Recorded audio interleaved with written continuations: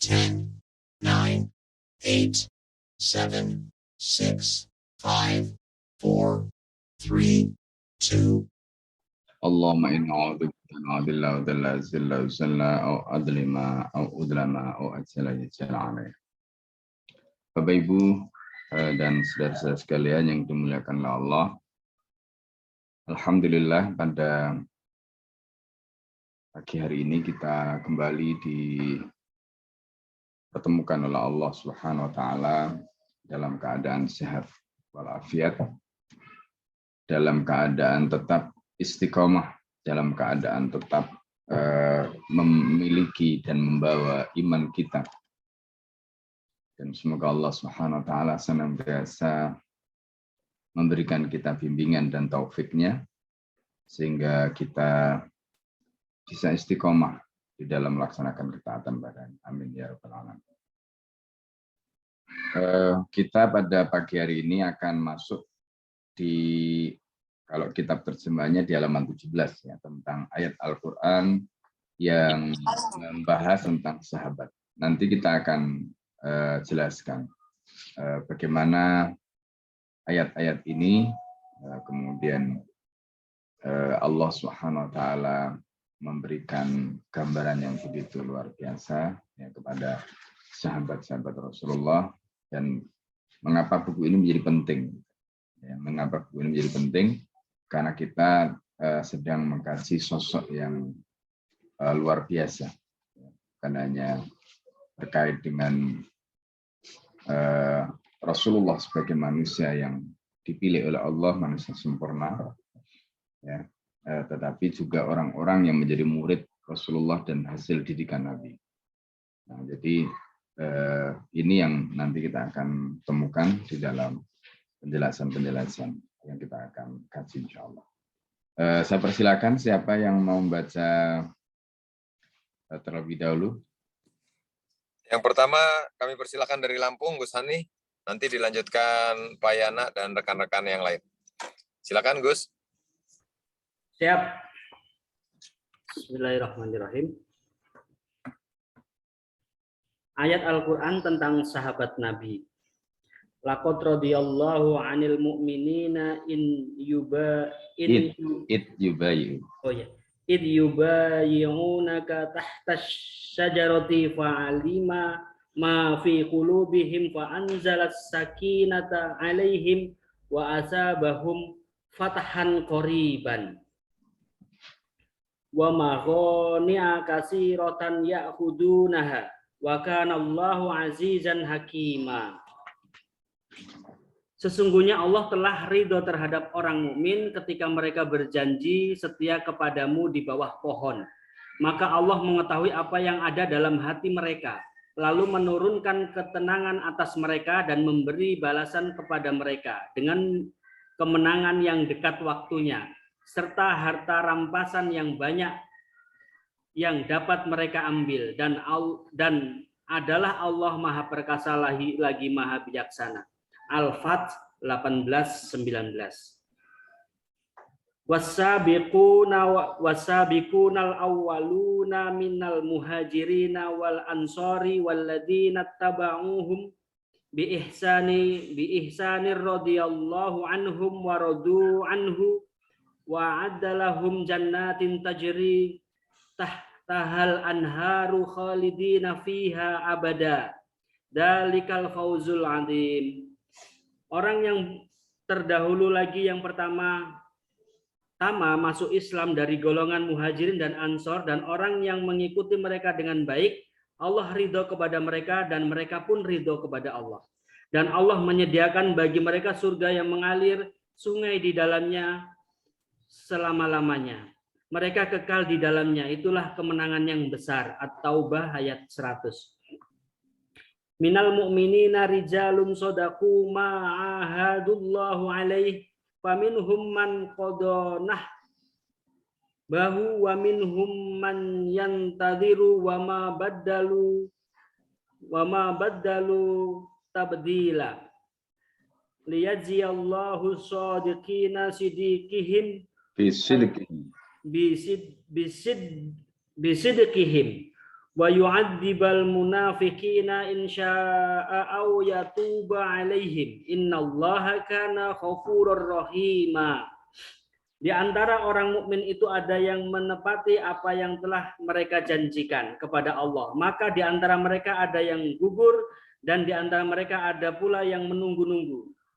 Dan mereka tidak mengubah janjinya supaya Allah memberikan balasan kepada orang yang benar itu karena kebenarannya dan menyiksa orang munafik jika dikehendakinya atau menerima taubat mereka. Sesungguhnya Allah adalah Maha Pengampun lagi Maha Penyayang. Al-Ahzab 23-24. Amman huwa qanitun ana al-laili sajidan wa qa'iman wa qa'imay yahdarul akhirata wa yarju rahmata rabbih qul hal yastawil ladina ya'lamuna wal ladina la ya'lamun. Apakah kamu, hai orang musyrik yang lebih beruntung, ataukah orang yang beribadat di waktu malam dengan sujud dan berdiri, sedang ia takut kepada azab akhirat dan mengharapkan rahmat Tuhannya? Katakanlah, adakah sama orang yang mengetahui dengan orang yang tidak mengetahui? Akan bahas terkait dengan ayat-ayat ya, Al-Quran tentang sahabat Rasulullah SAW. Jadi ini merupakan kalau kita boleh katakan stempel ya, yang Allah Subhanahu wa taala berikan kepada para sahabat Rasulullah. Jadi yang pertama itu adalah surat Al-Fatah ya, ayat 18 sampai 19. Jadi surat Al-Fatah ayat 18 sampai 19 itu kalau kita lihat ya, kalimatnya bunyinya a'udzubillahi minasyaitonirrajim laqad radhiyallahu 'anil mu'minina id yubayyi'unaka tahta syajarah. Jadi Allah ridho, Allah benar-benar ridho kepada orang-orang mukmin ya, id yubayyi'unaka, ketika mereka membaiat kamu tahta syajarah, di bawah pohon. Jadi ini terkait dengan peristiwa baiat ridwannya. Baiat ridwan itu adalah baiat yang dilakukan oleh Rasulullah dan para sahabat pada tahun ke-6 Hijriyah. Ketika itu Rasulullah SAW dan para sahabat sedang melaksanakan Umrah Hudaybiyah. Jadi Rasulullah selama hidupnya itu melaksanakan umrah 4 kali. Dan umrah yang pertama itu adalah Umrah Hudaybiyah. Nah, Umrah Hudaybiyah ini dilakukan oleh Rasulullah SAW. Awalnya karena Rasulullah SAW mendengar orang-orang Yahudi Khaybar, ini setelah peristiwa Perang Khandaq. Ya. Jadi kita tahu peristiwa Perang Khandaq itu, atau Perang Khandaq ini juga disebut sebagai Perang Ahzab, itu terjadi pada tahun ke-5. Jadi posisi kaum muslimin itu bisa dikatakan dikepung oleh berbagai kekuatan musuh. Ya. Di Madinah ketika itu posisi kaum muslimin itu betul-betul ya boleh dikatakan mereka hendak dihancurkan, sehancur-hancur. Ya, itu setelah peristiwa Perang Badar mereka menang, kemudian setelah itu ada peristiwa Perang Uhud mereka draw, ya kita tidak bisa katakan kalah dan menang. Ya. Lalu kemudian setelah itu dilanjutkan dengan peristiwa Perang Ahzab ini. Perang Ahzab itu terjadi pada tahun ke-5. Nah, Perang Ahzab itu berhasil berhasil dimenangkan oleh Rasulullah. Setelah Allah Subhanahu wa taala mengirimkan angin taufan pada malam yang ketiga setelah Rasulullah berdoa.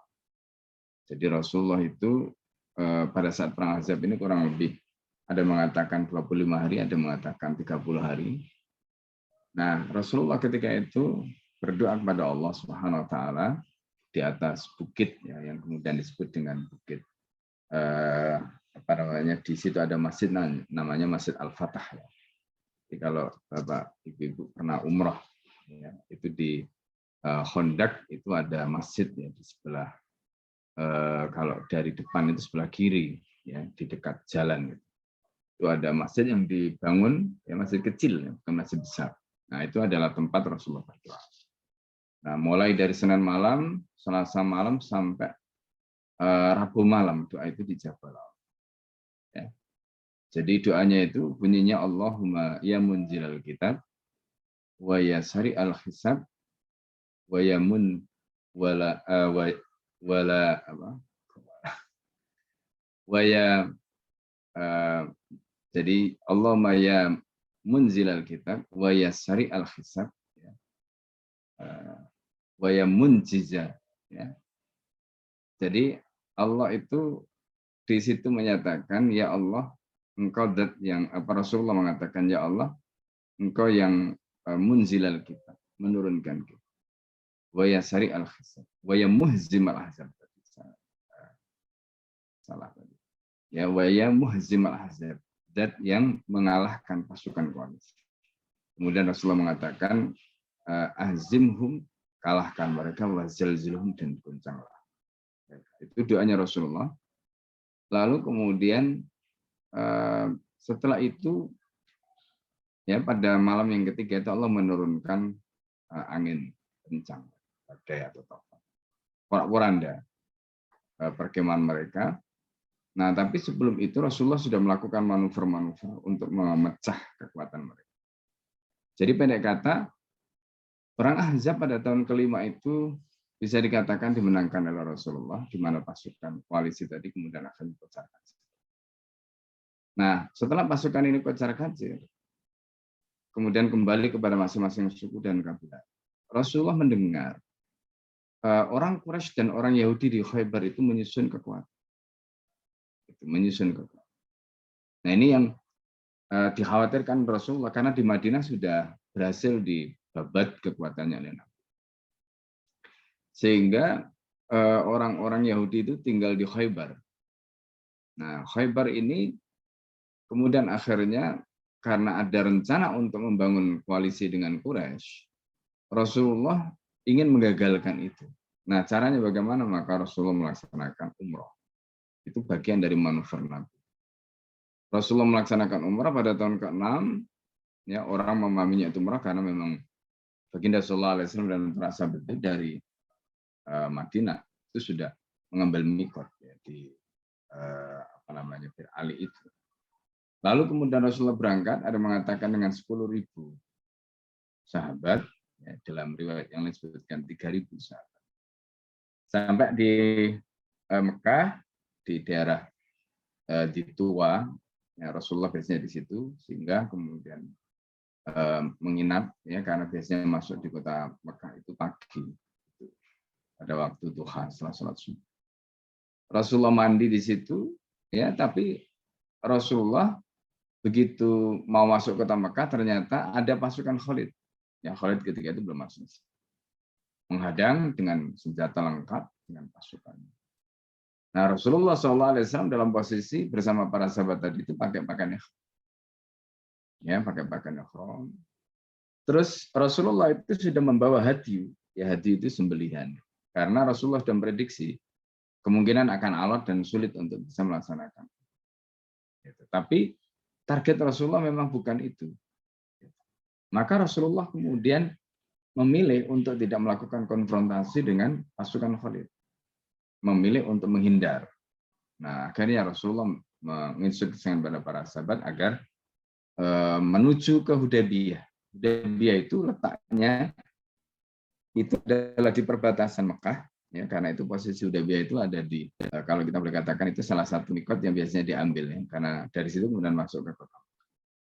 Jadi Hudaybiyah ini memang perbatasan, ya posisinya. Nah, ketika itu Rasulullah mendirikan kemah di Hudaybiyah. Pada saat mendirikan kemah itu Rasulullah dan para sahabat masih pakai pakaian ihram, belum dilepas, ya belum dilepas. Nah, kemudian ya, jadi kemudian setelah itu Rasulullah SAW, ya, jadi seperti tadi yang saya sampaikan, jadi masih pakai pakaian ihram itu, belum dilepas, ya. Jadi pakaiannya itu belum dilepas. Lalu kemudian Rasulullah mengutus Utsman bin Affan. Jadi Utsman bin Affan ini diutus oleh Nabi untuk melakukan negosiasi dengan orang Quraisy. Ya siapa tahu. Ya kan? Siapa tahu kemudian diizinkan. Nah, karena Utsman bin Affan ini punya hubungan kekerabatan Jadi punya hubungan kerabatan. Ya. Nah, kemudian ketika Utsman bin Affan ini diutus ke Mekah ketemu dengan orang Quraisy, Utsman bin Affan itu tidak diizinkan, malah justru ditahan. Peristiwa penahanan Utsman ini yang sampai kepada Rasul. Lalu kemudian Rasulullah SAW mengumpulkan para sahabat. Jadi para sahabat ini dikumpulkan oleh Nabi. Nah, di Hudaybiyah itu, jadi kalau Bapak Ibu pernah ngambil mikot dari Hudaybiyah ya, kalau umrah dengan saya, insya Allah semuanya udah pernah. Ya, nah itu di situ ada bangunan tua yang dibangun di zaman Abbasiyah. Nah itu masih ada puing-puingnya sekarang itu, letak masjid lama ya, itu di belakang masjid yang baru. Nah itu di situ dulu ada pohonnya. Yang pohon itu karena itu nggak ada bangunan apa-apa dulu itu. Nah di bawah pohon itulah kemudian Rasulullah kumpulkan para sahabat. Kemudian Rasulullah menyampaikan pada mereka, kalau sampai Utsman terbunuh, maka mereka siap untuk melakukan serangan kepada orang-orang Quraisy, ya istilahnya itu sampai tetes darah penghabisan. Nah ini kemudian akhirnya dibaiat di situ mereka oleh Rasulullah. Ya. Nah, Utsman yang tidak hadir itu tangannya digantikan Rasulullah. Sehingga semua berjabat tangan dan tangan Utsman digantikan dengan tangan Rasulullah yang sebelumnya. Nah, ini terkait dengan baiat yang disebutkan di dalam ayat tadi, surat Al-Fatah. Karena surat Al-Fatah ini memang turun pada saat peristiwa itu. Ya, pada saat peristiwa Hudaybiyah itu. Jadi, setelah orang-orang Quraisy itu mendengar Rasulullah SAW melakukan baiat ridwan dengan para sahabat tadi, maka di situ nanti ada istilahnya itu, ya saya sering menyebut itu SK ya. Jadi Rasulullah itu menyatakan, ya setelah peristiwa baiat ini, itu menyatakan sahabat-sahabat yang kemudian disebut sebagai al-asyra al-mubasyirina bil jannah, itu 10 sahabat yang mendapatkan kabar gembira masuk surga itu setelah peristiwa. Ya, karena pengorbanan mereka, pengabdian mereka yang luar biasa. Nah, jadi setelah orang Quraisy itu mendengarkan bagaimana baiat ridwan ini dilakukan, mereka itu langsung jadi semacam ciut nyalinya ya, gemetar mereka. Sampai kemudian akhirnya Utsman bin Affan ini dikembalikan, dibawa itu oleh 2 orang menghadap Rasul. Dan Utsman bin Affan dalam kondisi yang sehat walafiat, bugar, ya, tidak ada sesuatu pun. Gitu. Nah, dari situ Rasulullah tahu bahwa mereka ini sebenarnya bisa, ya, ketika Rasulullah tahu orang-orang yang dikirim oleh mereka untuk membawa Utsman itu, maka Rasulullah bisa membaca. Ini seperti yang sudah kita jelaskan sebelumnya, ya. Itu berarti mereka ngajak berunding, ngajak berdamai. Nah, maka Rasulullah mulailah di situ negosiasi. Berarti misi Nabi untuk melaksanakan umroh Hudaybiyah dengan target untuk melaksanakan suluh yang kemudian dikenal dengan sulh Hudaybiyah itu berhasil. Sampai kemudian akhirnya dilakukanlah suluh itu, ya meskipun kemudian di kalangan kaum muslimin sendiri, terutama Umar dan beberapa sahabat itu ada yang katakanlah masih masyhul ya. Karena melihat beberapa poin yang dinyatakan di dalam klausulnya itu dianggap merugikan Islam dan kaum muslimin. Tapi kemudian itu nanti dibantah oleh Allah di dalam surat Al-Fatah, di ayat awal-awal itu Allah menyatakan inna fatahna laka fatham. Jadi Allah katanya inna fatahna, kami sungguh telah memberikan fatahna, ya, fatham mubina, inna fatahna laka fatham, kemenangan kepada kamu dengan kemenangan yang nyata. Padahal ketika itu belum menang. Ya, jadi ini adalah bisyarah, kabar gembira yang diberikan oleh Allah kepada Rasulullah SAW. Jadi pendek kata, ayat ini turun dalam konteks itu. Ya, maka di sini disebutkan kenapa ayat ini mengatakan yubayyunaka tahta syajarah, ketika mereka membaiat kamu di pohon, karena memang peristiwanya seperti itu. Ya, peristiwa seperti itu, dan pohonnya ini sudah nggak ada sekarang, ya, karena pada zaman Umar ketika Umar menjadi khalifah itu pohon itu disuruh untuk menebang karena khawatir nanti ada sahabat atau kaum muslimin yang mengkeramatkan pohon itu. Nah, itu alasan yang kemudian dipakai oleh Umar. Makanya kemudian pohon itu nggak ada semua. Jadi kalau ada bangunan masjid lama itu bangunan istilahnya itu petilasan ya kalau orang Jawa bilang. Jadi disitulah dulu peristiwa tadi ada, maka kemudian dibangunlah sebagai dalam tanda petik monumen untuk mengabadikan tempat itu supaya tidak hilang masjid. Biasanya begitu, jadi tempat yang pernah dipakai oleh Nabi ya untuk apa namanya ibadah dan sebagainya, atau tempat-tempat tertentu yang pernah dipakai Rasulullah untuk melakukan kegiatan-kegiatan tertentu itu biasanya dibangun ya. Ada semacam jejak yang diwariskan. Dan sahabat Nabi nanti kita ketemukan orang seperti Abdullah bin Umar itu, masya Allah ya, itu beliau menyusuri jejak Rasulullah itu di mana saja, termasuk diantaranya itu kasus seperti pohon tadi. Misalnya Rasulullah pernah duduk di situ, maka beliau akan melakukan itu, duduk di tempat yang dulu duduk Rasulullah itu pakai untuk dulu Rasulullah itu duduk di situ. Itu sahabat-sahabat yang betul-betul mereka istilahnya ingin ya menduplikasi Rasulullah tadi, itu begitu luar biasa. Ya. Nah di situ disebutkan jadi Allah ridho. Nah ujian yang diberikan oleh Allah kepada sahabat ini juga sekaligus nanti menjadi dasar di kalangan ulama usul. Nah ini pujian yang Allah berikan kepada para sahabat itu nanti dijadikan dasar oleh ulama usul, termasuk madzhab Ahmad ya yang menerima atau menjadikan ijma' sahabat, kesepakatan sahabat itu sebagai dalil. Nah, itu nanti dasarnya ini diantaranya.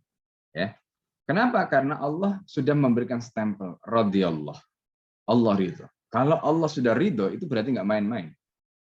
Ya, karena nggak mungkin, apalagi itu diabadikan dalam Al-Quran. Kemudian Allah itu mereka itu salah. Kalau mereka itu salah, kesepakatannya itu nggak mungkin Allah berikan stempel seperti itu. Kalau secara pribadi mereka tidak maksum, tidak terjaga dari dosa itu. Tapi bahwa mereka itu kemudian berikan stempel oleh Allah tadi, ya sampai kemudian akhirnya mereka dinyatakan radhiyallah, Allah memberikan keridhaan kepada. Fa'alima ma fi qulubihim, Allah Maha tahu. Ya, Allah Maha tahu apa yang ada dalam hati mereka. Fa'anjalas sakinata alaihim. Jadi Allah itu Maha tahu tentang apa yang ada dalam hati mereka karena seperti tadi peristiwanya, yaitu sedang kondisinya memang dalam kondisi yang tidak normal.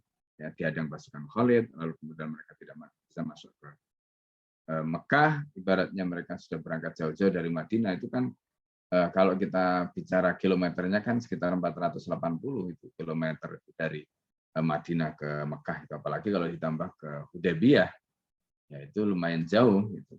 Nah, jadi dalam perjalanan yang jauh itu boleh dikatakan kalau dihitung tujuannya tadi itu untuk umroh, bisa dikatakan gagal. Tapi kalau tujuannya itu adalah untuk melakukan suluh, di mana orang Yahudi itu kemudian berhasil diikat tangan dan kakinya, begitu juga Quraisy, itu berhasil. Maka setelah peristiwa Hudaybiyah ini Rasulullah kemudian nanti menyerang Khaybar dan orang Quraisy betul-betul tidak bisa membantu mereka karena tangan dan kakinya sudah diikat. Nah, ini strateginya Rasulullah. Jadi fa'ali ma fi qulubihim, Allah Maha tahu apa yang ada dalam hati mereka, maka kemudian fa'anjalas sakinah, Allah turunkan ketenangan alaihim pada diri mereka. Fa'asabahum fathan qariba. Kemudian Allah ya. Jadi Allah balas kepada mereka. Jadi ayat ini sendiri itu sudah mengatakan begitu. Fa'asabahum, Allah membalas mereka itu fathan qariba. Makanya Umar yang ketika itu masyhur, ketika itu ya boleh dikatakan belum puas lah ya. Itu begitu ayat ini turun, itu Umar langsung Umar itu ya boleh dibilang Umar ini akhirnya menangis gitu karena salah membaca apa yang dilakukan oleh Rasulullah. Pada awalnya Umar ini termasuk yang keras protes ya sampai mengatakan begini, wa abduhu wa rasuluhu, kepada Abu Bakar itu, apakah baginda itu hamba Allah dan Rasulnya? Dijawab oleh Abu Bakar, wa abduhu wa rasuluhu wa la yukhalifu amrah. Ya, baginda itu adalah hamba Allah, Rasulnya, dan sama sekali nggak akan melakukan pelanggaran, menyalahi perintah. Tidak puas dengan jawaban Abu Bakar, datang pada Rasulullah, dan Rasulullah sudah tahu, ya Maka Rasulullah langsung mengatakan ketika Umar datang, ya Umar, ana abdu wa rasul, walan ukhalif. Aku ini adalah hambanya Allah, utusannya Allah, dan aku tidak akan pernah menyalahi. Ya, tidak akan pernah menyalahi titahnya Allah. Itu yang disampaikan oleh Rasulullah kepada Umar bin Khattab. Tapi apakah selesai kegundahan Umar? Jawabannya belum. Jawabannya belum. Ya, sampai kemudian akhirnya pakaian ihramnya tadi itu ditanggalkan setelah tahallul. Jadi Rasulullah itu kemudian masuk ke kemah minta nasihat kepada istrinya yaitu Ummu Salamah. Lalu Ummu Salamah memberikan masukan pada Nabi. Keluarlah ya Rasulullah, cukurlah ya, tahallullah, maka mereka akan ikut semua. Akhirnya Rasulullah tahallul di situ. Berarti nggak jadi dong haji umrahnya ya. Tahallul di situ. Kemudian haji yang dibawa dari Madinah tadi itu disembelih di situ.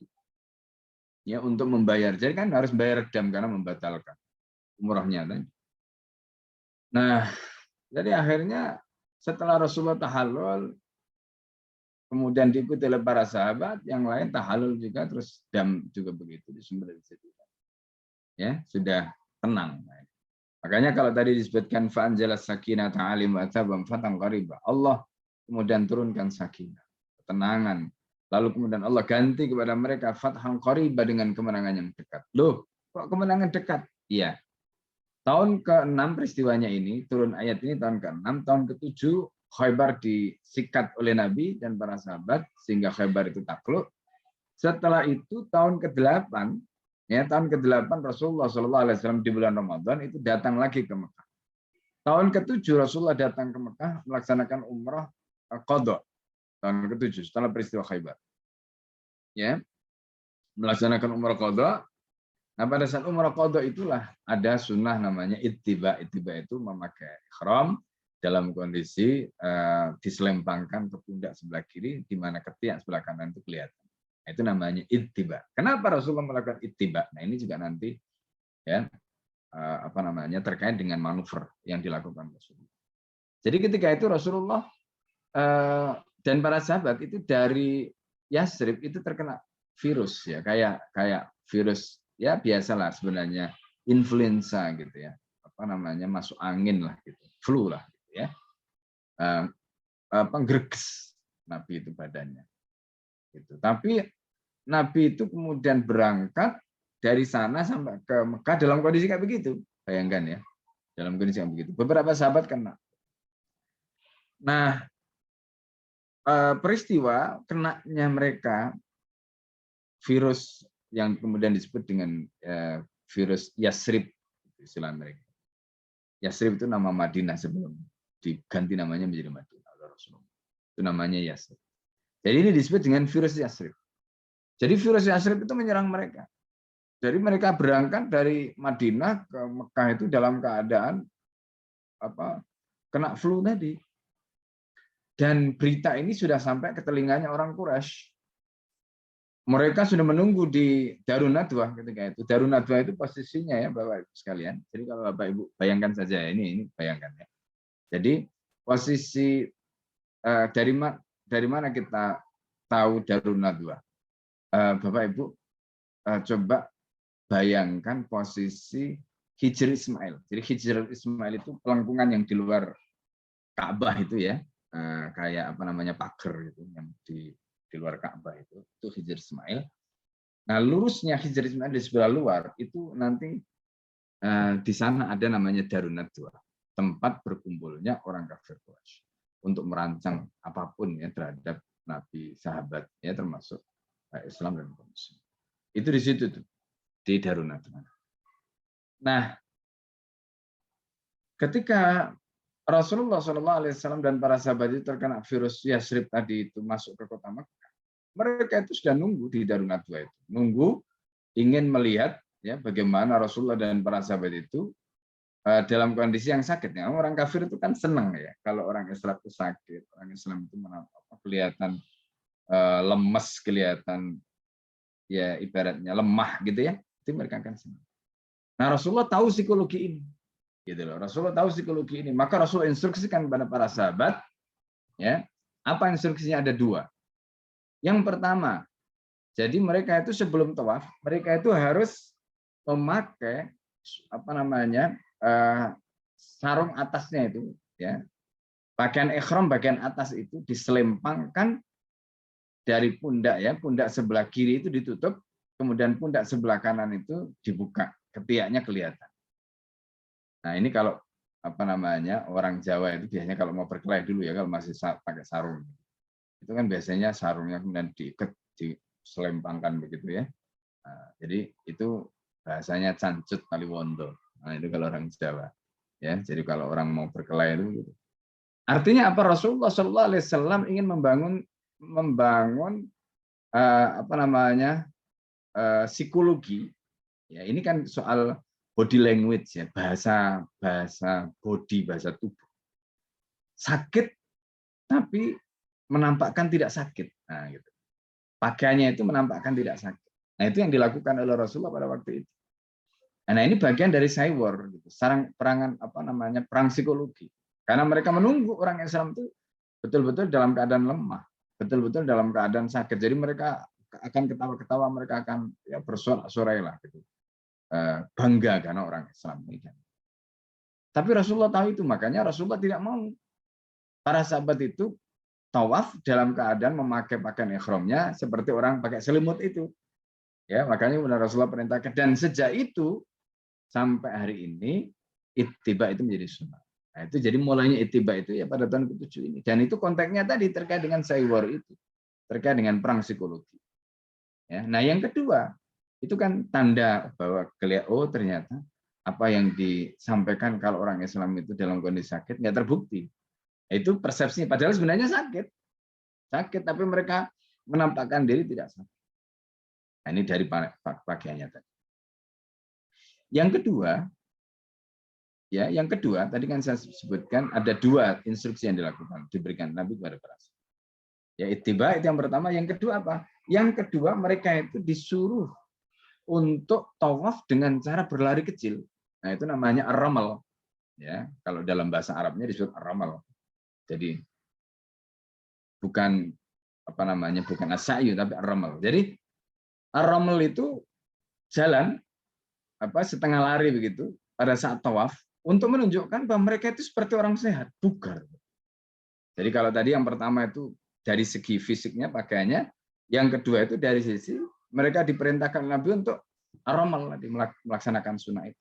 Jadi pada 3 putaran pertama itu. Nah, ini yang kemudian mengubah psikologi orang-orang kafir Quraisy itu, yang tadinya mereka membayangkan Nabi dan para sahabat itu dalam kondisi lemah, akhirnya kemudian mereka kecewa. Nah, ini tahun ke-7 peristiwa umroh qadha ini, tahun ke-7 umroh qadha. Kenapa disebut qadha? Karena menggantikan umroh tahun ke-6 yang tidak bisa dilaksanakan. Maka tadi Allah mengatakan, ya, di dalam ayat itu apa? Wa asabahum fatham qarib. Allah membalas kepada mereka dengan fatham qarib, kemenangan yang dekat. Jadi tahun ke-7 mereka bisa masuk melaksanakan umroh dengan cara seperti tadi kita jelaskan. Lalu tahun ke-8 betul-betul mereka mendapatkan kemenangan. Jadi kalau tahun ke-7 mereka berhasil memukul Yahudi Khaybar, ya, kemudian setelah itu dilanjutkan dengan Fathu Makkah pada tahun ke-8. Jadi ini bukti bahwa fa'atabahum wa atabahum fatham qariba tadi itu betul-betul diwujudkan. Nah, perlu dipahami Bapak Ibu sekalian, ya. Mekah ketika itu bisa kita katakan semacam, ya, superpower. Gitu. Kan dulu itu ada Persia, ada Romawi. Nah, terus di wilayah situ itu Quraisy ini yang paling dominan. Jadi makanya target Rasulullah nggak kemana-mana. Target Rasulullah itu yang utama itu menaklukkan atau menundukkan Quraisy. Yang lain-lain itu ibaratnya untuk nyisir saja sampai kemudian kekuatan Quraisy itu berhasil. Nah, tepat pada tahun ke-8 Hijriah, bulan Ramadan, ya, tahun ke-8 Hijriah, tepatnya 10 hari yang terakhir, Rasulullah berhasil melakukan penaklukan. Dan setelah peristiwa penaklukan Kota Mekah itu kita menyaksikan, ya, tahun ke-9 itu turun surat At-Taubah yang ya tadi yang kita tahu bagaimana isinya itu menjelaskan kemenangan-kemenangan yang didapatkan oleh Nabi SAW. Ya. Nah, di sini disebutkan maghanim katsirah ya'khudunah. Jadi di dalam kemenangan tadi itu ada banyak ghanimah, rampasan-rampasan yang mereka. Perang Khaybar itu diantaranya juga luar biasa. Ini kan ayat turun tahun ke-6. Jadi pada saat ayat ini turun, itu kan belum terjadi perang Khaybar. Perang Khaybar itu, waktu itu ceritanya begini, Sulh Hudaybiyah tahun ke-6, itu orang munafik itu kan nggak mau ikut. Mereka nggak mau ikut perang tahun ke-6 itu. Ya. Padahal mereka itu kalau ikut umrohnya itu kan namanya orang, mereka kan diakui sebagai orang Islam. Meskipun hatinya itu kufur misalnya gitu ya. Tapi dohirnya kan dihukumi sebagai orang Islam. Jadi mereka itu nggak mau ikut pada saat tahun ke-6 itu. Intinya banyak alasan lah sampai akhirnya kemudian mereka nggak ikut. Nah pada tahun ke-7 ya pada saat Khaybar itu ditaklukkan, perang Khaybar itu mereka mau ikut karena mereka tahu Khaybar ini punya kekayaan alam yang luar biasa banyaknya, dan mereka tahu kalau mereka ikut mereka akan mendapatkan maghanim katsirah tadi itu. Tapi Al-Quran memerintahkan pada Nabi untuk melarang mereka untuk sebagai apa hukuman karena mereka tidak ikut dalam perang dalam Sulh Hudaybiyah atau perang Hudaybiyah. Jadi mereka tidak. Akhirnya betul mereka dilarang oleh Rasulullah. Jadi kalau orang Jawa bilang itu gudis ya. Artinya mereka itu ya, gigit jari karena apa? Ya mereka nggak dapat apa-apa akhirnya gitu. Karena dihukum oleh Rasulullah, dihukum oleh Allah ya nggak boleh mengikuti peperangan tadi. Nah di sini disebutkan wa maghanim katsirah ya'khuduna. Jadi mereka yang terlibat dalam perang dalam Sulh Hudaybiyah, kemudian perang Khaybar, akhirnya mendapatkan banyak ghanimah ya yang bisa mereka ambil. Mereka dapatkan. Wa kana Allah azizan hakimah, dan Allah itu Maha Aziz, Maha Perkasa, lagi Maha Bijaksana. Sampai sahabat itu setelah perang Khaybar itu ada beberapa mereka itu yang punya tanah, ya, Umar bin Khattab. Maka kemudian nanti ada wakaf tanah macam-macam itu. Itu setelah peristiwa Khaybar. Ya, di mana Umar itu memiliki lahan ya setelah pembebasan Khaybar. Karena Khaybar ini termasuk wilayah yang subur. Ya, wilayah yang subur. Nah, itu ayat yang terkait dengan surat Al-Fatah ayat 18-19. Kemudian surat At-Taubah ayat 100, wasabiqunal awwaluna minal muhajirin wal ansor. Ya, as-sabiqunal awwalun. Siapa yang disebut dengan as-sabiqunal awwalun? Disebutkan minal muhajirin wal ansor. Artinya terdiri dari jadi orang-orang yang menjadi generasi pertama masuk Islam, mereka itu ada yang minal muhajirin, dari kalangan muhajirin wal ansor, dan kalangan ansor. Walladzina taba'uhum ihsan. Ya, dan mereka yang mengikutinya dengan ihsan, radhiyallahu anhum. Ya, Allah ridha kepada mereka, wa radu anhu, dan mereka ridha kepadanya, wa adalahum jannatin tajri. Jadi Allah ridha kepada mereka ridha kepada Allah. Insyaallah. Nah, ini pujian yang diberikan oleh Allah kepada mereka. Sama seperti ayat tadi, surat Al-Fatah. Ya, mereka dipuji oleh Allah. Di ayat ini juga sama, mereka dipuji oleh Allah. Ya, Allah ridha kepada mereka ridha kepada Allah. Radhiyallahu anhum wa radu anhu. Kemudian wa'addalahum, Allah menyiapkan untuk mereka jannatin tajri, surga-surga yang mengalir tahtaha, di bawahnya al-anharu, sungai-sungai, khalidina fiha abada, di mana mereka kekal di dalam surga itu selama. Dzalikal fawzul adzim, itu adalah kemenangan yang agung. Nah, Bapak Ibu sekalian, ketika ayat ini turun, bayangan tentang surga tajri min tahtil anhar itu memang mereka sudah kebayang, tapi belum melihat faktanya. Nah, setelah mereka menaklukkan wilayah Romawi, dalam hal ini wilayah Syam seperti Damaskus dan sebagainya, mereka baru kebayang, karena baru mereka menemukan di sana ada sungai, ya kan, ada sungai yang mengalir seperti tadi itu. Masya Allah, makanya di dalam kitabnya Ibnu Asyakir itu disebutkan Damaskus itu, ya, wilayah Damaskus itu adalah ibu kota Suriah, ya. Itu adalah Jannatullah fil ardi, surganya Allah di muka bumi, saking indah. Jadi kalau Al-Quran mengatakan dalam surat Al-Isra, Subhanalladzi asra bi 'abdihi lailan minal masjidil haram ya ilal masjidil aqsa alladzi barakna haulahu alladzi barakna haulahu. Itu yang dimaksud kami berkahi sekitarnya itu bukan hanya Palestina, bukan hanya Al-Quds, bukan hanya Palestina, tapi haula itu termasuk wilayah Syam. Di situ ada Suriah, Lebanon, ada Yordan. Ini karena ini khaulah yang ada di sekitar itu satu wilayah dulu. Ya. Jadi memang betul-betul luar biasa. Jadi wilayahnya subur. Ya. Saya kebetulan pernah ke Yordan, ya, Palestina. Jadi Palestina itu kalau kita masuk ke apa namanya, ke mana, ke gedung, bukan ke gedung, ke kota tua, ya, kota tua. Ya. Jadi kota tua itu dipagari, ya, ada pagar kayak dinding pembatas gitu. Pagar kota itu yang membuat itu ada, jadi panjangnya itu 15 kilo, muter itu 15 kilo. Satu kota itu kota tua. Itu yang bangun pada zaman Khilafah Utsman. Ya, sebagai bentuk perlindungan atas kota tua itu. Jadi supaya tidak apa namanya mengalami yang entah itu serangan dan sebagainya. Nah, kalau kita masuk di kota tua itu, di situ kita mau cari sayur kayak apa aja ada. Ya kayak kita kalau di Malang atau di Puncak itu ya, itu kan seger-seger. Nah di situ itu kita temukan. Ya. Jadi kita temukan ya, buah mulai dari yang macam-macam, ya anggur macam-macam ada. Ya, nah ini. Jadi itu yang disebutkan dalam Al-Quran alladzi barakna haulah. Kami berikan berkah.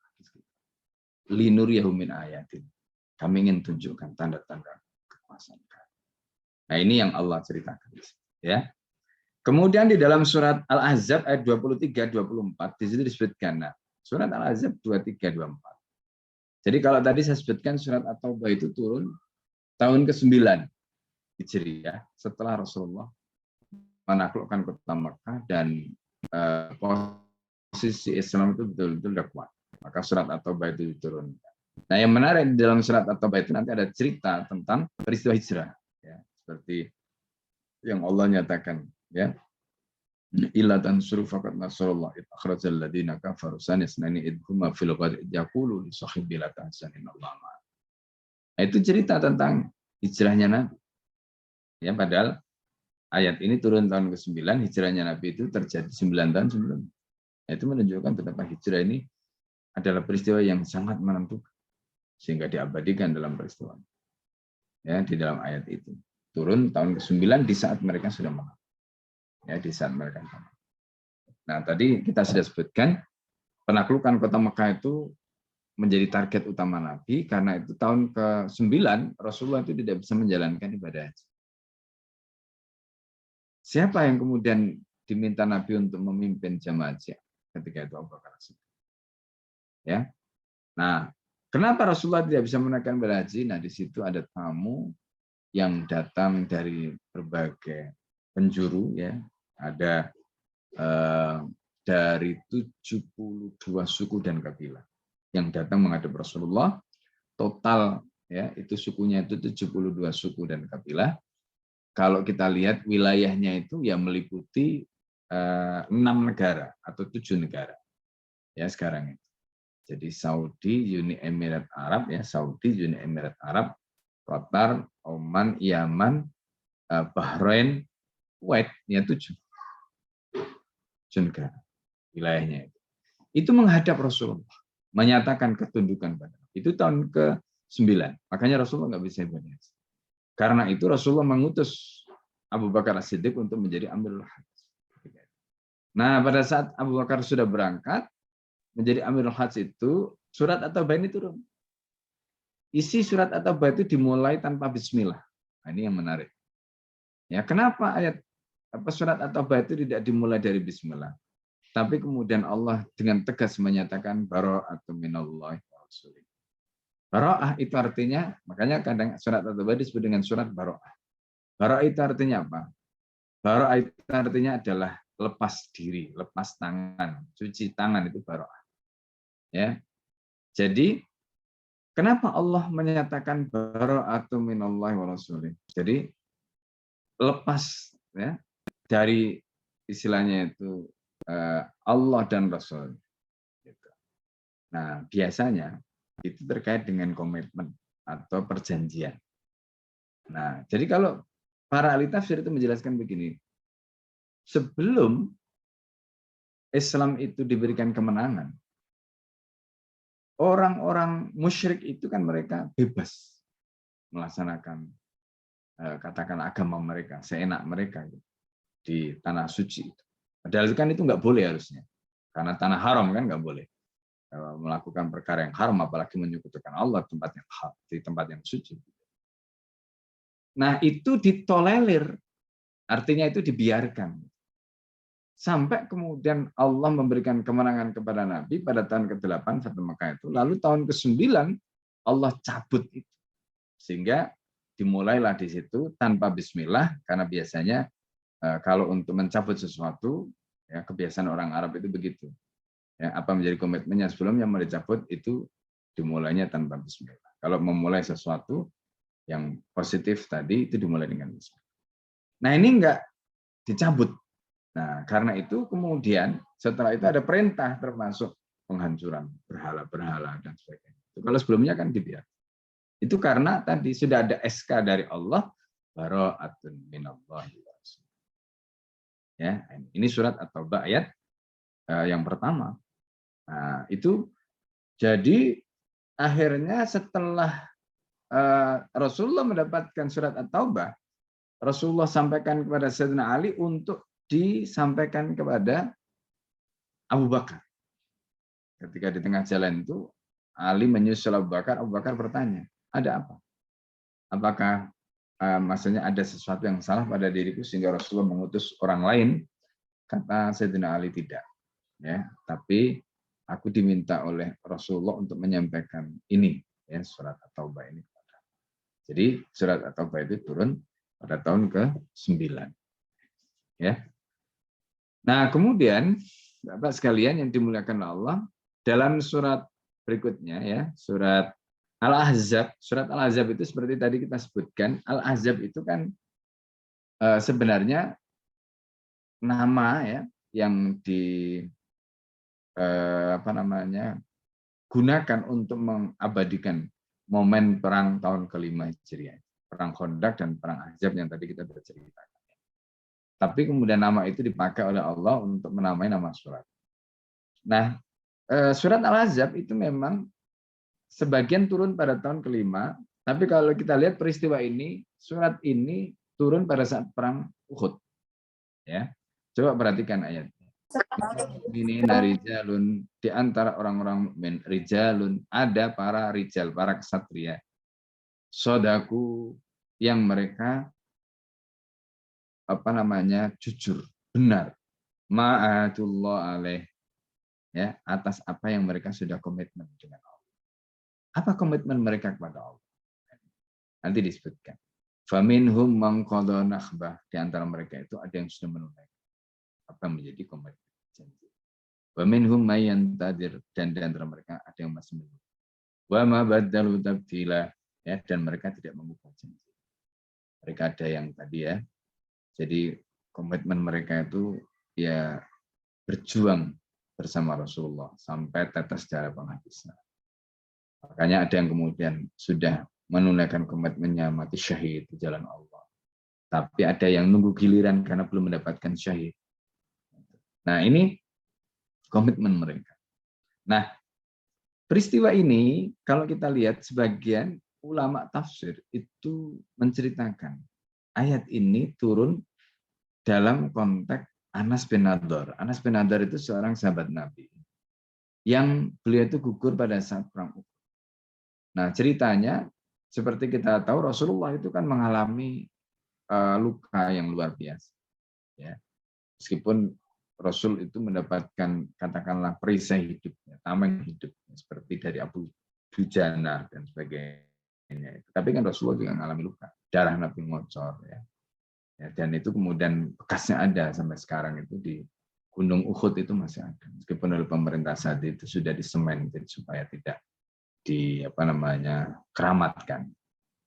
Nah, jadi Rasulullah SAW dalam peristiwa perang Uhud itu ketika itu betul-betul ya sampai ada berita padahal sebenarnya meninggal itu bukan Nabi karena wajahnya mirip dengan Rasulullah.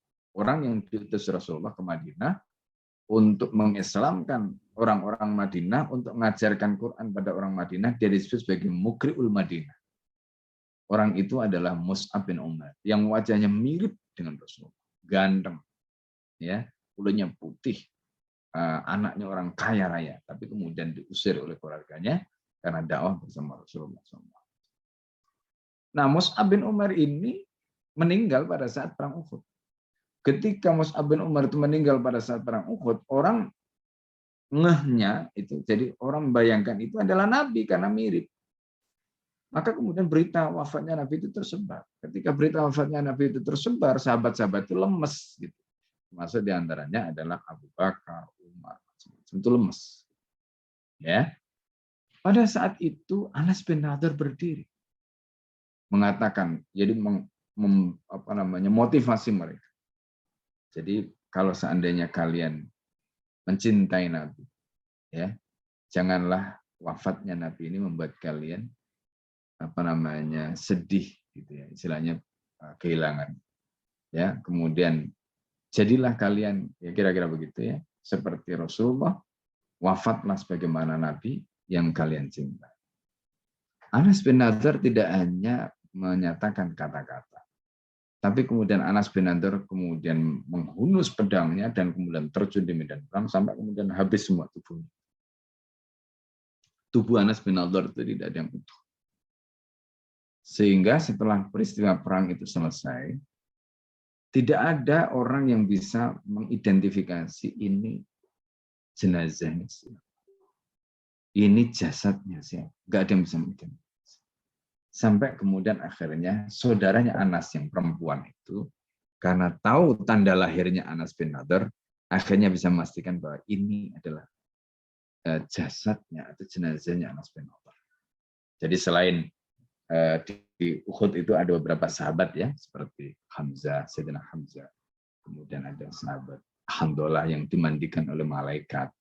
Kemudian ada sahabat ini Anas bin Nadir ya, yang tadi sudah kita ceritakan bagaimana heroiknya beliau.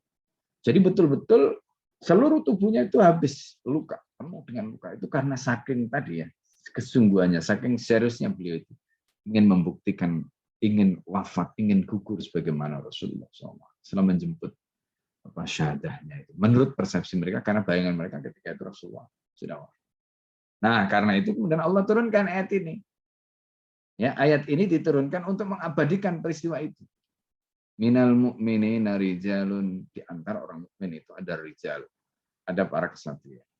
Sodaku, yang mereka sudah membuktikan ma'ahadullah alaih, apa yang mereka janjikan kepada Allah. Faminhum man qada nahbahu, di antara mereka ada yang sudah menunaikan janjinya, wa minhum mayyan tajid, dan di antara mereka masih ada yang wa ma baddalu tabdila, dan mereka tidak pernah menunaikan janji. Jadi ini gambaran ya, kalau kita membaca sirah ini, masya Allah luar biasa para sahabat. Ya, lihat jiyallahu shodiqina, Allah itu pasti akan membalas as-shodiqina, orang-orang yang benar. Shodiq di situ menggambarkan ini kan hubungannya antara komitmen dengan perbuatan. Kadang-kadang orang itu bisa ngomong tapi perbuatannya beda dengan omongannya, itu tidak shodiq namanya. Nah, yang disebut shodiq ini siapa? Yang disebut shodiq itu adalah orang yang omongannya sama dengan perbuatannya. Makanya ayat ini menyebutkan sodaku ma'ahadullah alaih. Jadi mereka membuktikan kebenaran apa mereka janjikan. Apa menjadi komitmen mereka. Jadi nggak omdo gitu loh. Ya, nggak ngomong doang. Jadi apa yang mereka omongkan itu yang kemudian mereka lakukan. Maka Allah menyebut sodaku. Ya, kemudian di ayat berikutnya tadi lihat jiyallahu shodiqin. Mereka disebut shodiqin. Kenapa digunakan kata shodiqin? Tadi itu karena shodik di situ untuk menunjukkan ya kebenaran, ya, kejujuran. Mereka di dalam, atau boleh kita katakan dalam bahasa sekarang itu integritas. Ya, antara apa menjadi komitmen dan perbuatannya itu sama. Nah, itu yang mereka lakukan. Ya, bisidqihim. Jadi Allah itu membalas orang-orang yang sodik tadi itu bisidqihim karena kejujuran mereka, karena komitmen mereka, integritas mereka. Wa yu'adzibal munafiqina, dan Allah pasti mengadab orang-orang munafik insya'a, jika mau. Nah, karena peristiwa perang Uhud itu orang munafik itu sudah berkhianat. Karena dalam perjalanan dari Madinah ke Uhud itu Ya, di tengah jalan itu Abdullah bin Ubay itu kemudian gembosi pasukan. Ada 300. Ya, 300 orang munafik itu yang kemudian balik badan. Nggak jadi ikut ke Uhud. Ya, jadi orang munafik itu kan begitu. Jadi kalau orang Islam perang dengan orang kafir, mereka ketahuan kalau berada di barisan orang Islam itu. Makanya kita lihat dari ini juga sama. Ya kan, orang-orang munafik itu begitu. Malah mereka berpihak kepada orang kafir, ya, menyerang orang Islam. Gitu. Nah, itu kalau kita ingin tahu orang munafik itu ya saat-saat perang itu. Karena di situ kan yang kalau Islam kafir itu kan hitam putih, ya. Nah, yang abu-abu tadi itu ya orang-orang munafik. Jadi wa yu'adzibal munafiqina, dan Allah pasti mengadab orang-orang munafik. Insya jika Allah mau ya tuba alaihim, atau Allah mengampuni dosa mereka. Innallaha kana ghafurur rahim. Sesungguhnya Allah itu Maha Pengampun lagi Maha Penyayang. Ini surat Al-Ahzab ayat 23 sampai ayat 24. Jadi surat Al-Ahzab itu sebagian turun pada tahun ke-5 pada saat perang Ahzab atau perang Khandaq tadi. Nah, kalau ayat ini tuh konteksnya dengan Anas bin Nadhr, berarti itu peristiwa Uhud, ya, perang Uhud. Dan itu biasa di dalam Al-Qur'an. Jadi ada yang turun, ya, misalnya disebut, oh ini surat Al-Ahzab turun tahun ke-5, enggak selalu semua, ya, itu turun pada tahun ke-5. Ada sebagian yang sudah turun sebelumnya. Sama seperti surat At-Taubah tadi. Ya, turun tahun ke-9 misalnya. Jadi itu biasa dong. Nah, kemudian berikutnya adalah surat Az-Zumar, aman wa qanitun. Jadi kalau tadi itu kan sebenarnya pujian, ya. Semua itu isinya pujian, pujian kepada sahabat. Jadi karena itu jangan pernah menghina sahabat. Itu dosa besar. Jangan pernah menghina sahabat. Itu masuk dosa besar. Ya. Jadi orang yang menghina sahabat Nabi itu berarti menghina guru. Ya, menghina guru. Ya, mereka itu murid Rasulullah. Ya, siapa yang, makanya para sahabat sepakat, ya, orang yang menghina sahabat Nabi itu dosa. Ya, termasuk dalam kategori dosa besar. Karena itu kan, ya, misalnya kayak gini lah, ya, misalnya kita ini santri gitu. Ini santrinya siapa? Oh, pantas santrinya itu. Kayak begitu. Jadi itu kan berarti kita sebenarnya melecehkan guru. Ya, jadi makanya hati-hati. Termasuk kalau seperti yang dilakukan oleh orang-orang Syiah, ya. Jadi mereka menghina apalagi istri Rasulullah. Ya, ini jangan sampai. Hari ini kita menyaksikan bukan hanya menghina sahabat Nabi, yang dihina langsung, ya, Rasulullah termasuk keturunannya. Ini keturunan Nabi juga begitu, nggak boleh. Ya, kata Rasulullah SAW, kulun nasab, ya, ingkota ila nasab. Semua nasab itu akan terputus kecuali nasab. Jadi nasabnya Rasulullah itu nggak terputus. Apa maknanya? Kan orang itu mengatakan nasab itu kan laki-laki. Rasulullah kan anak laki-laki kan nggak ada yang masih hidup, yang punya keluarga, yang punya anak. Iya, tapi Rasulullah mengatakan kulun nasab, ya, yang qatu ila nasab. Semua nasab itu terputus kecuali nasab. Artinya anaknya Sayyidah Fatimah itu nasabnya adalah nasab Rasulullah. Nah, gitu. Makanya jangan melecehkan, jangan menghina, ya. Ya, para habaib. Habaib itu adalah dzurriyyat Rasul. Dzurriyyat Rasulullah, terlepas mereka seperti apa. Itu dzurriyyat Rasul. Jadi ini penting. Dan itu para ulama sepakat, ya, terkait dengan hukum fikihnya nanti mereka tidak boleh makan zakat. Jadi karena itu mereka diberi, kalau miskin ya diberi sedekah. Tapi kalau uang zakat. Nah, itu bagian dari hukum. Dan itu berlaku sampai hari kiamat. Bukan hanya pada zaman Nabi, ya, sampai hari kiamat. Jadi karena nggak pernah putus nanti, ya. Dan boleh kita katakan dari klan-klan yang ada, yang paling rapi, paling detail, paling punya dokumen itu ya mereka ini, yang punya nasab dengan Nabi tadi. Ya, kalau kita datang ke rumah habaib itu mereka bisa menceritakan nasabnya sampai Rasul. Ya, jadi karena itu kita harus hati-hati.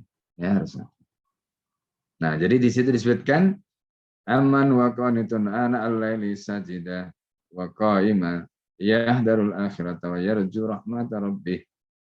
Jadi, apakah kamu orang musyrik yang lebih beruntung ataukah ya orang yang beribadah di waktu malam hari dengan bersujud wa qa'iman dan berdiri yahdharul akhirah ya, sedangkan ia takut pada akhirat wa yarju rahmat rabbih dan mengharapkan rahmat Tuhannya. Qul hal yastawil ladzina ya'lamuna wal ladzina la ya'lamun. Apakah sama orang-orang yang tahu dengan orang-orang yang tidak tahu? Jawabannya tidak. Ya. Apakah sama orang-orang yang tahu dan orang-orang yang tidak tahu? Jawabannya tidak. Ya. Ini surat Az-Zumar ayat ke-9. Ini juga menceritakan tentang bagaimana karakter sahabat Rasulullah SAW. Dan banyak lagi sebenarnya kalau diungkap ya bagaimana karakter Rasulullah, karakter para sahabat tadi dalam kata Al-Quran. Jadi sekali lagi apa yang disebutkan tentang mereka tadi itu dijadikan patokan oleh Allah. Untuk apa? Mendudukkan posisi mereka. Dan apa yang mereka sepakati itu sebagai ijma atau kesepakatan yang dijadikan sebagai dalil. Ya, karena itu ijma sahabat ya, bahwa ijma sahabat itu dalil, itu tidak ada ikhtilaf. Bahkan siapa yang menolak ijma sahabat sebagai dalil itu nanti bisa dihukumi kafir. Ya, itu kalau kita baca di dalam pendapat ulama usul. Nah, jadi sampai begitu. Nah, itu ya penjelasan yang saya bisa sampaikan terkait dengan ayat tadi. Sampai di sini sebelum kita lanjutkan silakan kalau ada yang ingin bertanya dulu. Baik, terima kasih jazakallah khairan katsiran penjelasannya. Sampai batas penjelasan kita hari ini. Mohon teman-teman bagi yang ingin ditanyakan silahkan. Insya Allah untuk yang ikhwan dipersilahkan langsung saja raise hand dan nanti kita persilahkan open mic. Kemudian untuk yang akhwat dipersilahkan untuk memberikan pertanyaannya di kolom chat.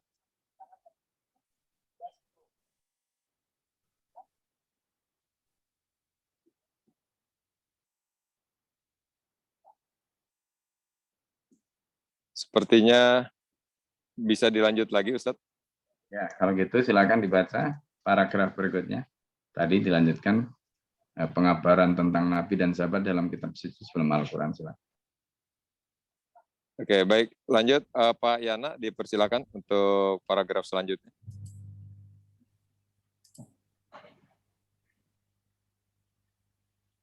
Tes, dengar ya? Dengar. Dengar. Penggambaran tentang Nabi SAW dan sahabat dalam kitab suci sebelum Al-Quran.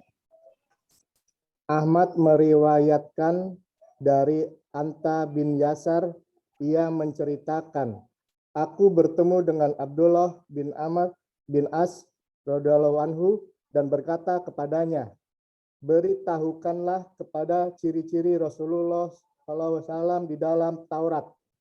Ia menjawab, baiklah, demi Allah, ciri-ciri Rasulullah yang digambarkan dengan Taurat sama yang disebutkan dalam Al-Quran. Wahai Nabi, sesungguhnya kami mengutusmu sebagai saksi, pemberi kabar, penggembira, peringatan, serta pemelihara bagi orang yang umi. Engkau adalah hamba dan Rasulku. Aku memberimu nama Al-Mutawakil atau orang-orang yang bertawakal, bukan orang yang keras lagi kasar, bukan orang yang suka berteriak-teriak di pasar, tidak membalas keburukan dengan keburukan, melainkan selalu memaafkan dan mengampuni. Allah tidak akan mewafatkannya sebelum mereka meluruskan agama yang bengkok dengan kalimat tiada Tuhan selain Allah. Untuk membuka mata yang buta, telinga yang tuli, dan hati yang tertutup. Diriwayatkan pula oleh Al-Bukhari dengan nas serupa dengan Abdullah dan Baihaqi dari Ibnu Salam dalam satu riwayat, sehingga Allah meluruskan agama yang bengkok melalui dirinya. Abu Nuaim dalam Al-Hiyah Al-Hilyah meriwayatkan dari Sa'id bin Abi Hilal bahwa Abdullah bin Amr berkata kepada Ka'ab, ceritakanlah kepadaku tentang ciri-ciri Muhammad dan umatnya. Ka'ab menjawab, aku menemukan mereka dalam kitab Allah atau Taurat. Ahmad dan umatnya adalah orang yang suka memuji Allah dalam segala kebaikan maupun keburukannya. Mereka mengagungkan Allah, bertakbir di setiap tempat yang tinggi dan mensucikan Allah. Di semua tempat, seruan mereka memenuhi langit.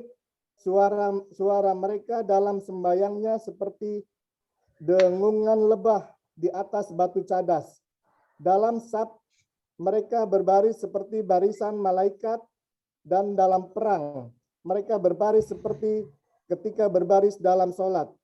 Apabila mereka berperang di jalan Allah, maka malaikat menjaga di depan dan di belakang mereka dengan tombak yang tajam. Apalagi mereka ikut dalam pasukan penyerang di jalan Allah, maka Allah menaungi mereka. Ka'ah menunjuk dengan tangannya sebagaimana burung nasar menaungi sarangnya. Mereka tidak pernah melarikan diri dari medan perang sampai datangnya Jibril alaihissalam. Ya, baik ya.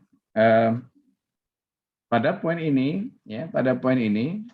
Bapak-Ibu sekalian, itu adalah bagaimana kitab suci ya sebelum Al-Quran itu memberikan testimoni, pengakuan ya, terhadap Nabi dan para sahabat. Tadi disebutkan di situ ya sebagaimana Imam Ahmad meriwayatkan dari Atta' bin Yasar ya.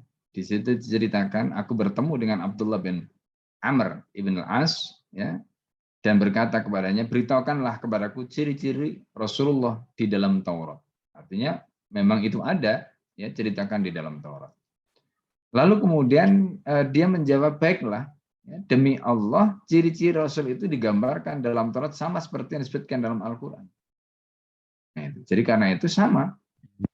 Nah, jadi cuma nanti pertanyaannya kemudian begini, tapi kok kenapa orang Yahudi itu akhirnya nggak masuk Islam ya? Padahal ciri-cirinya Nabi itu sudah diceritakan dalam kitab suci mereka. Begitu juga orang Kristen, kenapa tidak masuk Islam? Padahal ciri-cirinya itu disebutkan dalam kitab suci mereka. Nah itu, ya. Jadi ini soal iman, itu soal iman. Bahkan kita tahu kemudian nanti bagaimana orang-orang Yasrib pada saat mereka membaiat Rasulullah di dalam baiat Aqabah yang pertama, itu sebenarnya yang boleh kita katakan membuat mereka itu seperti surprise gitu ya.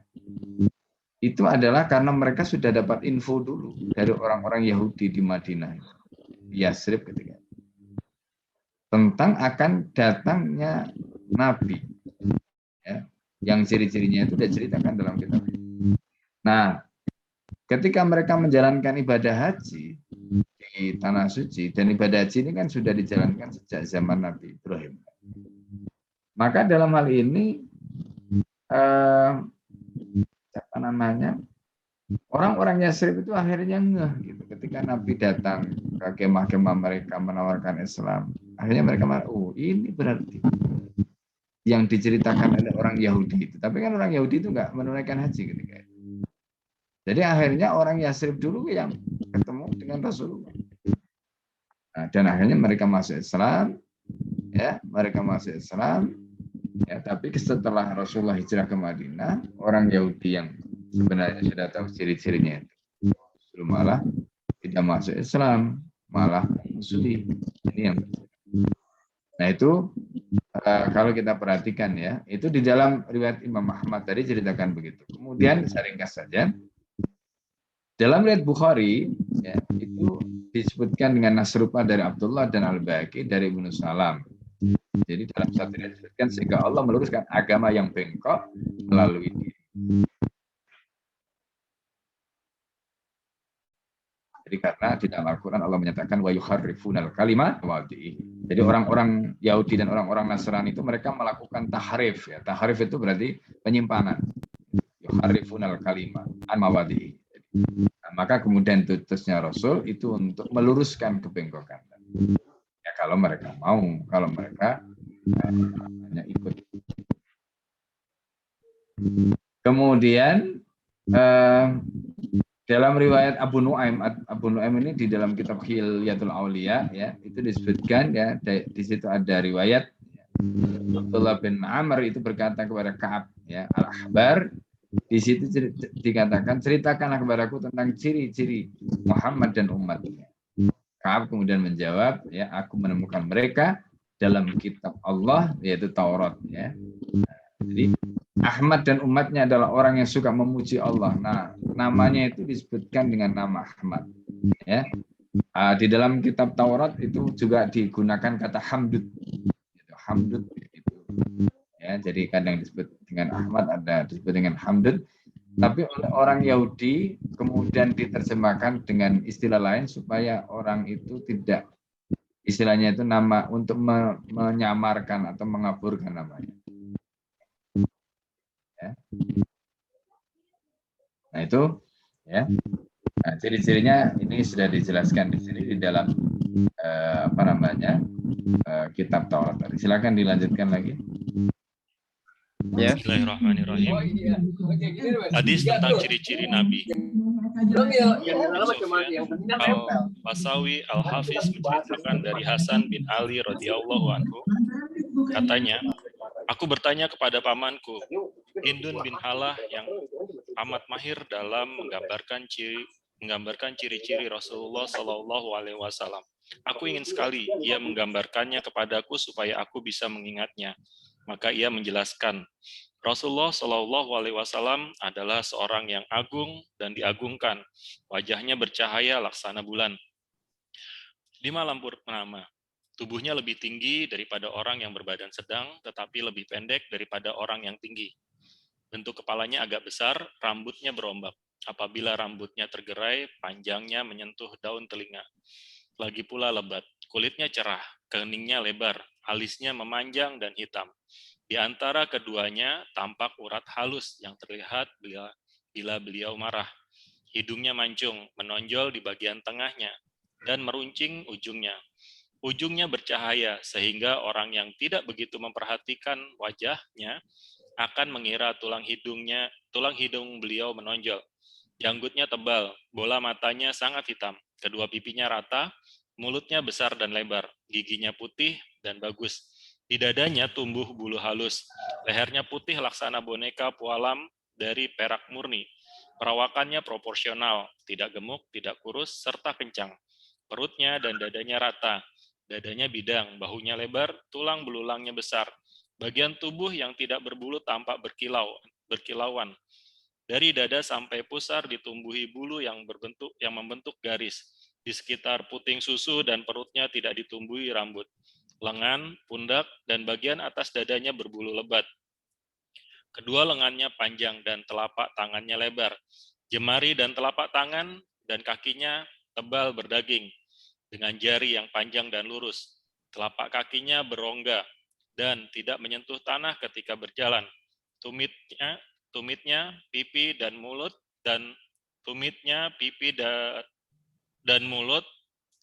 tidak pecah-pecah. Jika berjalan, kakinya diangkat tinggi dari tanah, bukan diseret. Jalannya ringan dan cepat. Langkahnya panjang kalau berjalan seperti sedang berjalan di tempat yang menurun. Kalau menoleh, seluruh tubuhnya ikut berputar, pandangannya selalu ditundukkan, lebih sering memandang ke bawah daripada menengadah. Kalau memandangi sesuatu, selalu penuh perhatian. Beliau sering berjalan di belakang para sahabat dan lebih dulu mengucapkan salam bila berpapasan dengan siapapun. Aku berkata lagi, gambarkanlah cara Rasulullah berbicara. Ia pun menceritakan, Rasulullah Shallallahu Alaihi Wasallam selalu kelihatan merenung, selalu berpikir, dan tidak punya waktu untuk beristirahat. Beliau tidak berbicara kecuali seperlunya, mengawali dan mengakhiri pembicaraan dengan sepenuh mulut, tidak berbicara dengan bibir saja. Perkataannya jawami, al-kalim, singkat tetapi padat. Kata-katanya lugas, tidak berlebihan dan tidak pula kurang. Pembawaannya lentur, tidak tinggi hati tetapi juga tidak rendah diri. Selalu mengagungkan nikmat Allah meskipun kecil. Tidak pernah mencela nikmat apapun atau memujinya berlebihan. Tidak pernah marah kecuali bila kebenaran dilanggar, sampai beliau meluruskannya. Dalam riwayat lain, beliau tidak pernah marah karena urusan duniawi dan untuk urusan duniawi. Namun, bila kebenaran dilanggar, tidak ada satupun yang mampu meredakan kemarahannya sebelum kebenaran itu ditegakkan. Beliau tidak pernah marah untuk kepentingannya sendiri dan tidak pernah membela diri pribadinya. Jika menunjuk sesuatu, beliau menunjuk dengan seluruh tapak tangan. Bila sedang takjub, beliau membalikkan telapak tangan. Kalau beliau berbicara, tangan kanannya biasa menggenggam ibu jari kiri. Apabila marah, beliau memalingkan wajah dan tubuhnya. Ketika gembira, beliau menundukkan pandangan. Kebanyakan tawanya adalah senyum, dan senyumnya begitu menyejukkan laksana embun. Hasan berkata, aku merahasiakan kisah itu dari Husain beberapa lama. Kemudian aku menceritakan kepadanya, tetapi ternyata ia lebih dulu tahu daripada aku. Ia juga bertanya kepada Hindun bin Abu Halah tentang apa yang kutanyakan, dan ternyata sudah bertanya pula kepada ayahnya, Ali bin Abi Thalib, tentang kebiasaan Rasulullah bila sedang di rumah dan bagaimana aktivitasnya. Ia, Husain, tidak melewatkan sesuatu pun.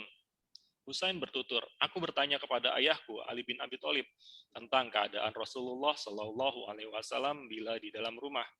Ia menjawab, beliau masuk ke rumah setelah mendapat izin untuk masuk.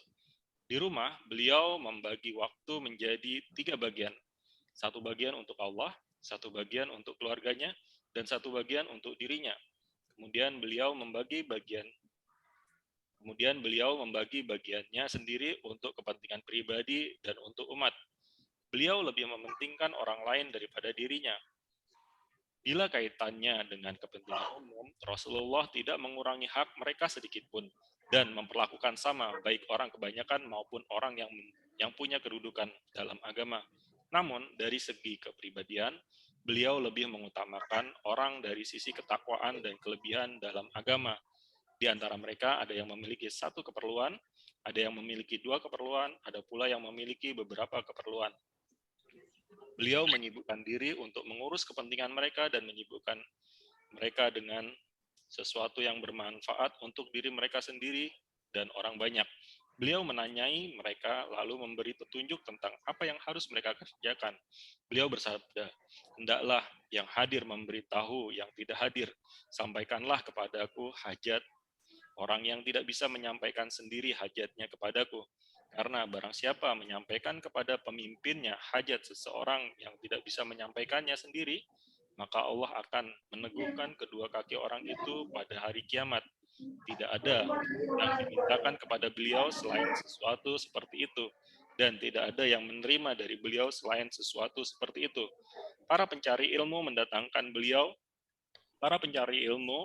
mendatangi beliau dalam keadaan lapar ilmu, dan tidak pulang kecuali setelah mengecap rasa kenyang ilmu. Dalam riwayat lain, mereka tidak saling berpisah kecuali setelah menerima petunjuk dan keluar sebagai para pemberi petunjuk ke arah kebaikan.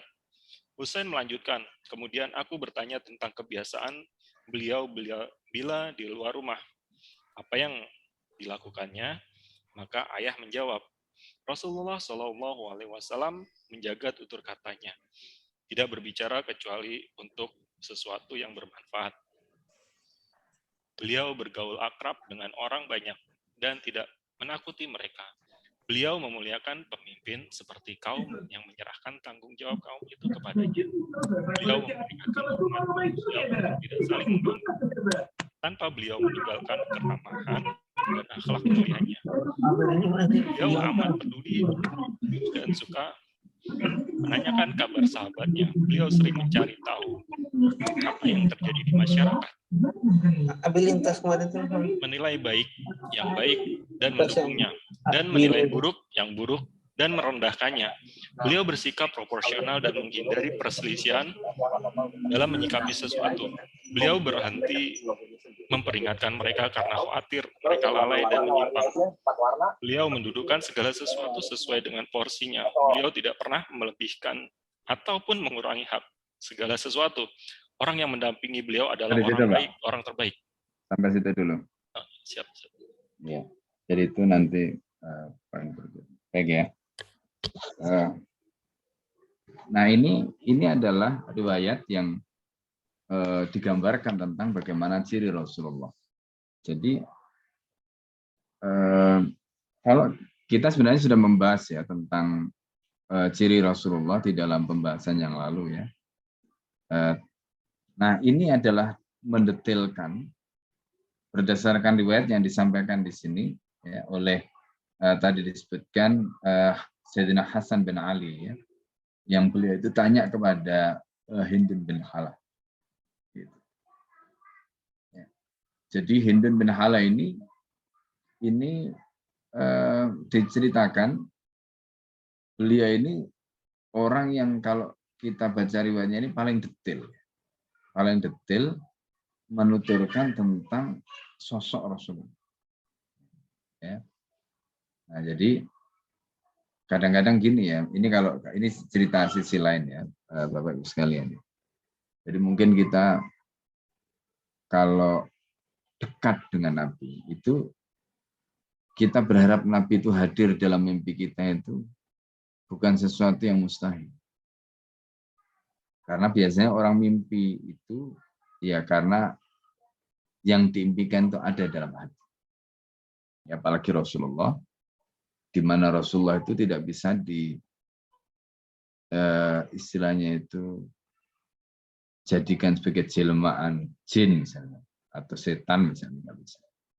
Jadi setan itu nggak bisa menjelma menjadi nabi, itu nggak bisa. Karena itu kalau kita bermimpi ketemu Rasulullah itu ya pasti Rasulullah beneran, bukan jelmaan jin atau setan itu. Nah cuma yang jadi masalah kadang-kadang kita itu ketemu Nabi tapi mungkin tidak melihat wajahnya, itu yang sering kali. Nah sebelum kita masuk di sini saya ingin cerita di dalam kitab yang lain itu disebutkan ciri fisik Nabi itu.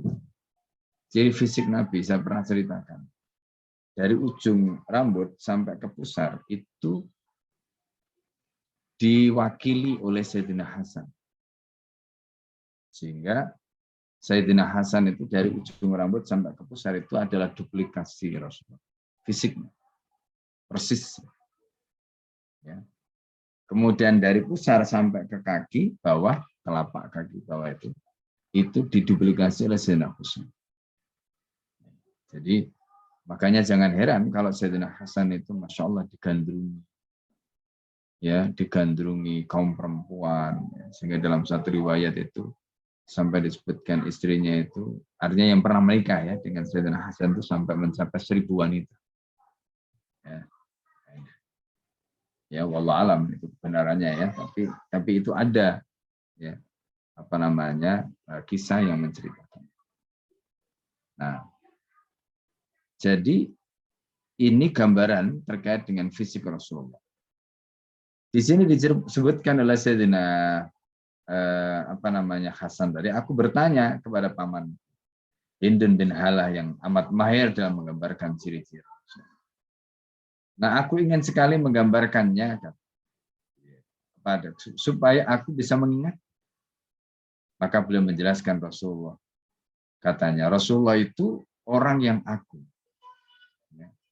Artinya ya beliau itu, jadi kalau ini sekarang lagi rame di Timur Tengah itu, ya,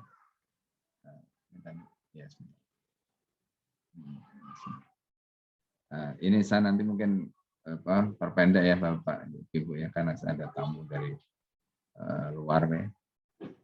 Jadi saya akan jelaskan sedikit ya.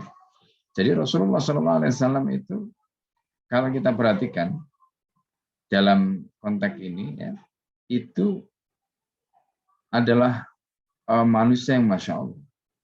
Jadi kalau kita baca bukunya Abu Yazid Muhammad Al-Maliki ya tentang Rasulullah itu sebagai al-insan al-kamil itu Masya Allah. Nah, yang ramai tadi itu yang saya cerita di Timur Tengah sekarang ada Asisi. Asisi itu hilang. Jadi Nabi Muhammad itu adalah syakhsiyah tarikhiyah, sosok sejarah. Nah, jadi yang sangat kami cintai. Ya.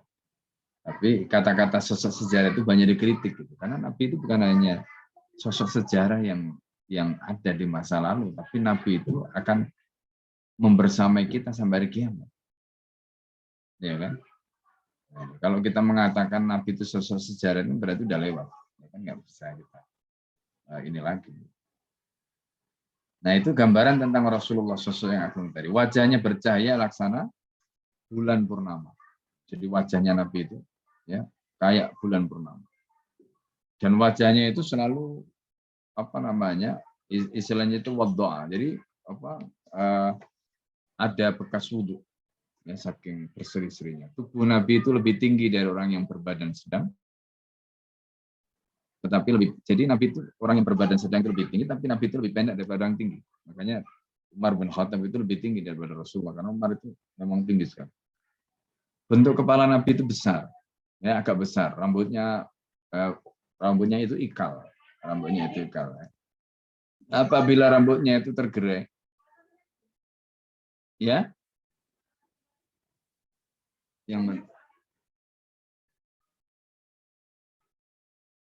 jadi apabila rambutnya itu tergerai, itu panjangnya menyentuh sampai daun telinga. Itu Rasulullah. Ya, kulitnya cerah, kemudian keningnya lebar, alisnya itu memanjang dan hitam. Itu Rasulullah. Ya, di antara keduanya tampak urat halus yang terlihat. Ya, bila beliau itu marah, itu wajah Nabi itu kelihatan, ya, kelihatan uratnya. Sampai begitu. Hidung Rasulullah SAW itu mancung, kemudian menonjol di bagian tengahnya dan meruncing ujungnya.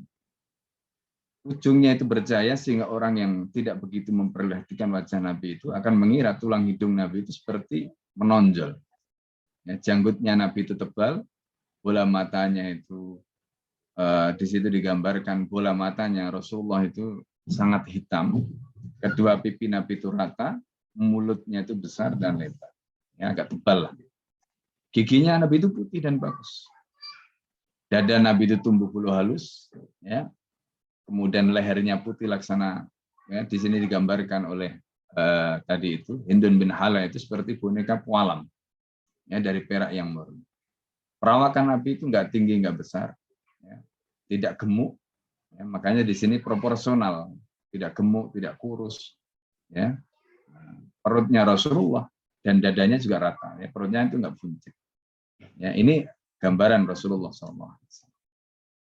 Nah, jadi itu ya bagaimana ciri Rasulullah. Yang ada yang menarik di sini terkait dengan apa yang kemudian nanti ditiru oleh Imam Syafi'i, ya, di dalam riwayat yang dari Hindun bin Halah tadi itu disebutkan Rasulullah itu membagi waktunya menjadi 3. Jadi waktu untuk Allah, untuk keluarganya, dan sebagian itu adalah untuk dirinya. Nah, untuk dirinya itu dibagi lagi menjadi 2, untuk pribadi dan untuk umat. Nah, ini Rasulullah SAW. Jadi ini yang